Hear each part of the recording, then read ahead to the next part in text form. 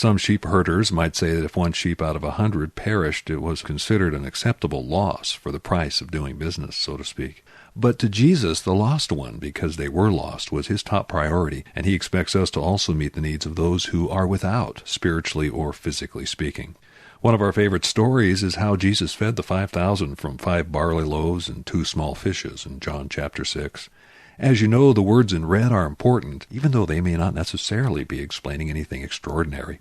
But instead of just recording that the leftovers were gathered, the scripture quotes Jesus' exact words, "Gather up the fragments that remain, so that nothing is lost." Now, I hear Jesus saying the same thing he said regarding the looking for the one lost sheep. Bread nourishes our physical bodies, but we know that Jesus came as the bread of life for us spiritually. And his words feed our souls even as he takes care of our lives in the natural. These fragments that were gathered up reminds me of the upper room when Jesus took the bread, blessed it, and broke it, symbolizing his broken body for us.